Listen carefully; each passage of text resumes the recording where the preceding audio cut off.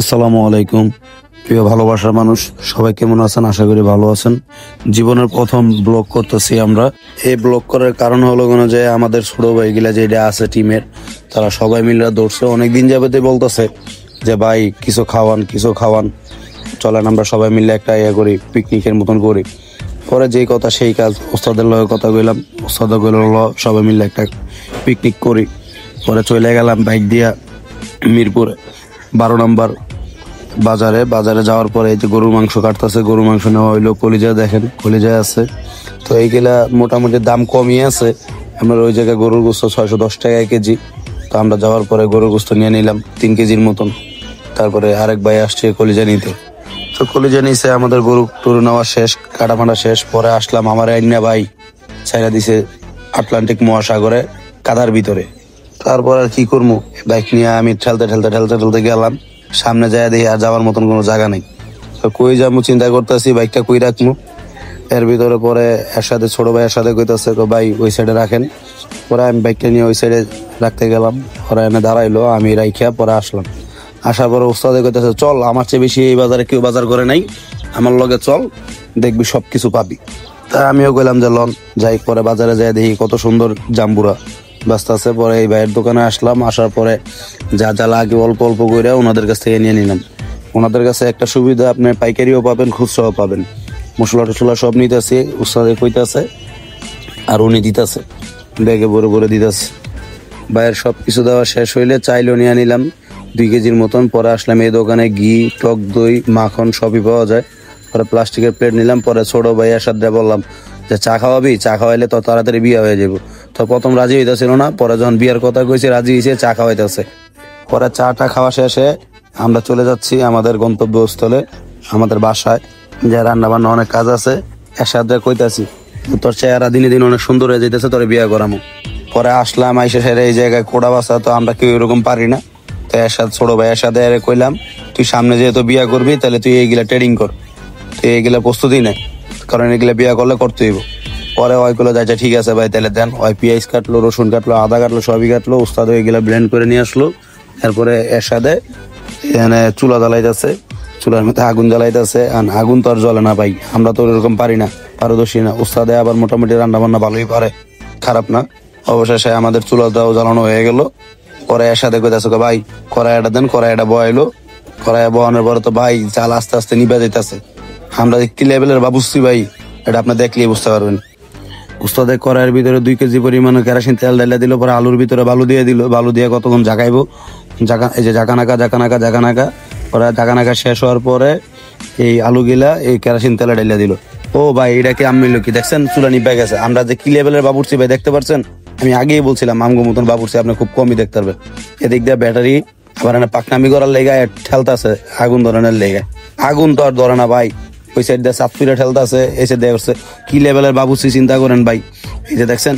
পরে চুলার থেকে কড়াই নামায় পরে আবার আগুন ধরান লাগে। পরে যাক অনেক কষ্টের পরে চুলার মধ্যে আগুন ধরছে। ধরার পরে মনে করেন যে আলু গিলারে এই জায়গায় বাঁচতে দিয়েছে ওস্তাদে।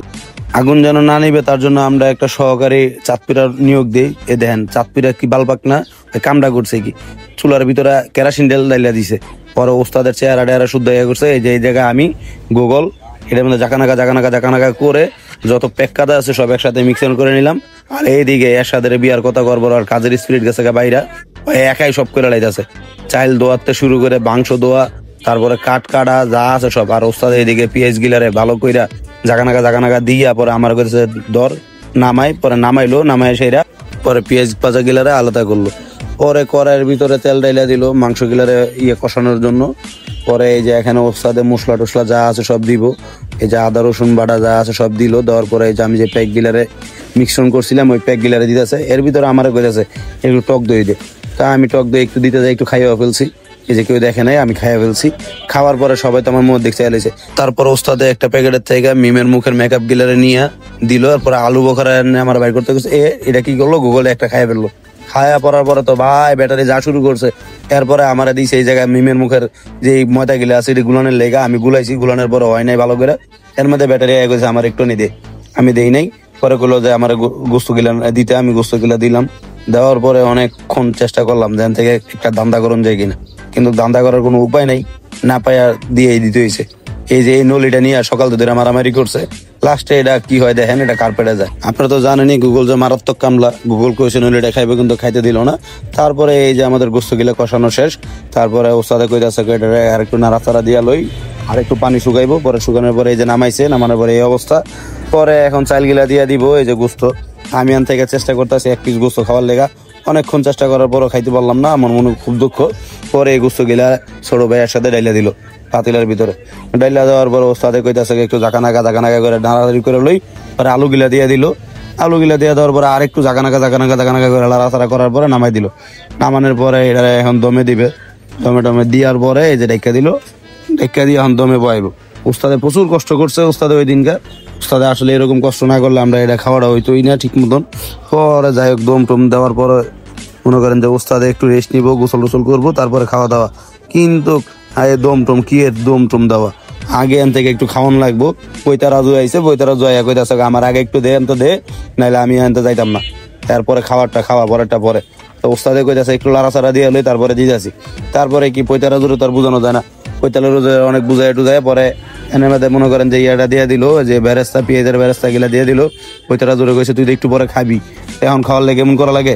পরে যাই হোক পরে পৈতারাজু মানছে। এরপরে এই যে আমরা এখন খাওয়ানোর পালা, আমরা সবাই এখন খামু। তেমন তো ভাই খাইতে এত আরেক ঝামেলা হয়ে রয়েছে, গোস্ত গন্যা দিতে হইব।